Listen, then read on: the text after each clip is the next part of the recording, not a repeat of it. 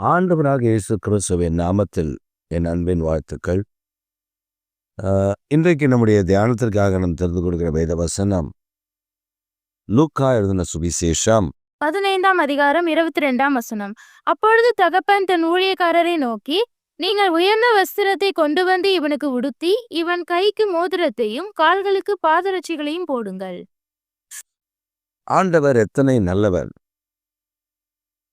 தகப்பன் தன் வேலைக்காரர்களை நோக்கி உயர்ந்த வஸ்திரங்களை அவனுக்கு உடுத்துங்கள், அவன் கரங்களில விரலுக்கு மோதிரத்தையும் காலுக்கு பாதரட்சையும் அணிவியுங்கள். இது ஒரு தகப்பன் தன் குமாரன் காணாமல் போன அல்லது தன்னை விட்டு பிரிந்து போன ஒரு குமாரன் நீண்ட காலங்கள் இடைவெளிக்கு பின்பு எல்லாவற்றையும் இழந்து ஒரு அருவருக்கத்தக்க நிலையில் தன் தகப்பனிடத்தில் வருகிறான். இந்த காலகட்டத்தில் என்றால் அவனை எல்லையில் சேர்க்காதிருங்கள் என்று ஊர்ல கட்டுப்பாடு போட்டிருப்போம். ஊருக்குள்ளே வர முடியாம பண்ணியிருப்போம். ஆனா இங்க தகப்பன் வாசல்ல அவனுக்காக தினமும் காத்திருக்கார். ஒரு நாள் என் குமாரன் வருவார், ஒரு நாள் என் குமாரன் திருந்திடுவான், ஒரு நாள் என் குமாரன் மனம் திரும்பி விடுவான், அவனுக்கு நன்மை உண்டாகிறோம், அதை நான் பார்ப்பேன். இந்த விசுவாசம் அவனை விட்டு விலகல. அவன் வருவா அப்படின்னு வழி மேல வெடி வைத்து காத்திருக்கான்.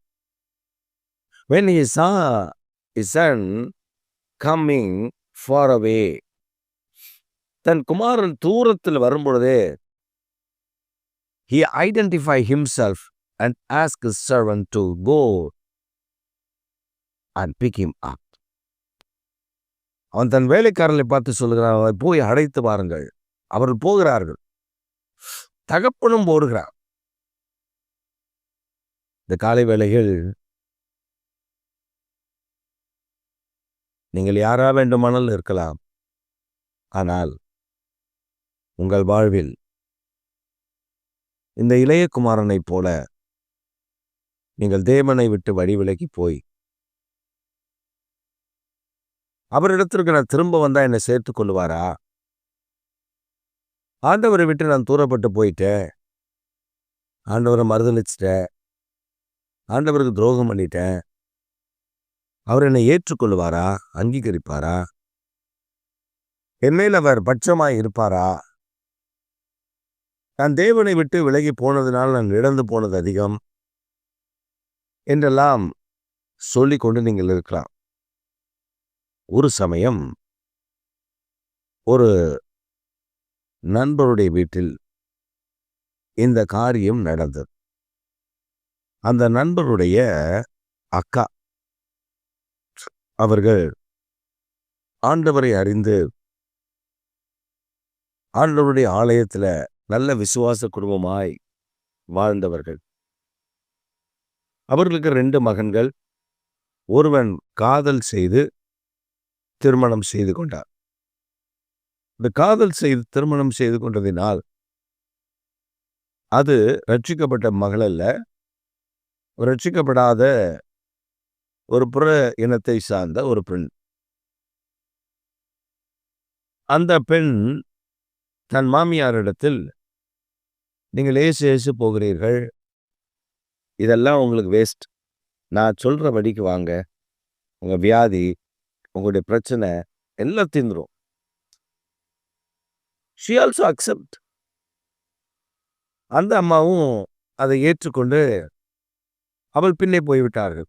சில ஆண்டுகள் அவர்கள் போனதுல என்ன நடந்தது என்றால் பல நஷ்டங்கள், லட்சக்கணக்கான பணங்கள் நஷ்டம், சரீரத்தில் முடக்கம். அவங்க சொன்னாங்க, தம்பி போய் கேட்குறாரு, ஏக்கா விசுவாசத்தை விட்டு விலகி போறீங்களே? அவங்க சொன்ன, நான் இப்போதான் நல்லா இருக்கேன்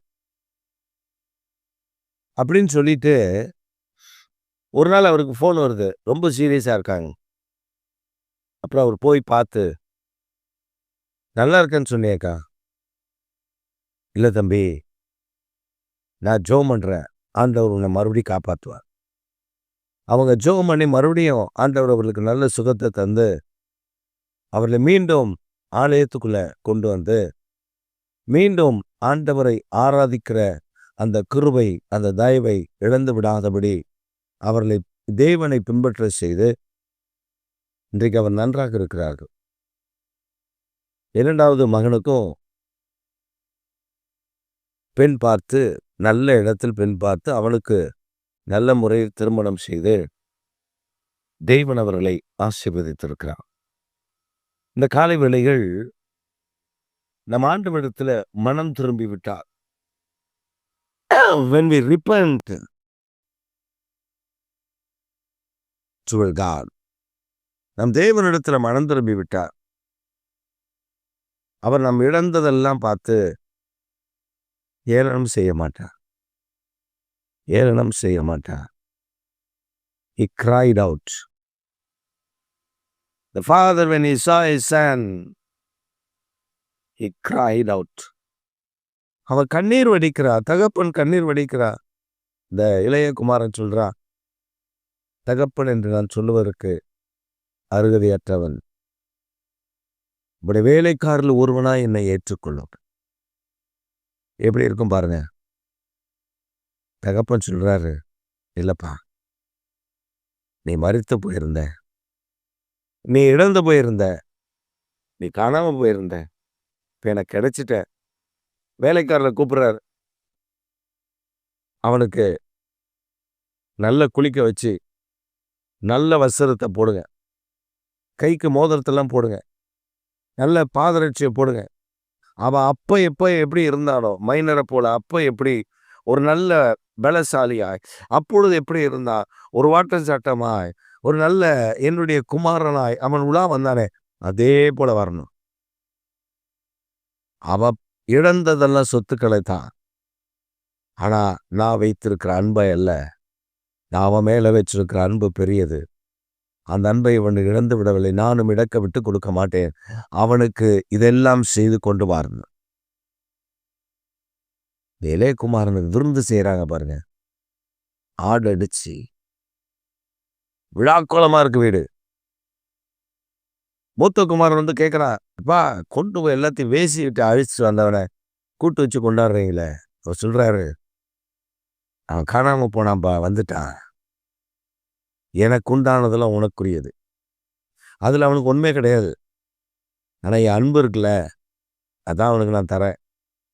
இப்ப பாரு, அவன் எந்த இடத்துல அசிங்கப்பட்டு கேவலப்பட்டு துக்கப்பட்டு வேதனைப்பட்டு நின்றானோ அந்த ஜனங்களுக்கு நடுவில் என் குமாரன் என்பதை நான் காண்பிக்கத்தான். ஆண்டவர் இதை ஒரு ஓமையாக சொன்னாலும் இந்த காலவெளியில் நம்மோடு கூட பேசுகிறா. நீ வஸ்திரத்தை இழந்திருக்கலாம், நீ உன்னுடைய மதிப்பை இழந்திருக்கலாம், உன்னுடைய ரட்சிப்பை இழந்திருக்கலாம். மனம் திரும்பி விட்டால், இயேசுவே என்று கூப்பிட்டு விட்டால் அவர் உன்னை கைவிடுவதில்லை. உனக்கு வஸ்திரத்தை, வெண் வஸ்திரத்தை, ரட்சிப்பை தந்து பாதரட்சியை தொடுத்து உனக்கு மோதிரத்தை அணிவித்து உன்னை மேன்மைப்படுத்தி வைக்க அவர் போதுமானவர். எந்த இடத்துல வெட்கப்பட்டாலும் அதே இடத்துல கர்த்தர் உயர்த்தி வைப்பதை இந்த நாளில் காண்பீர்கள். ஆமே, ஆமே.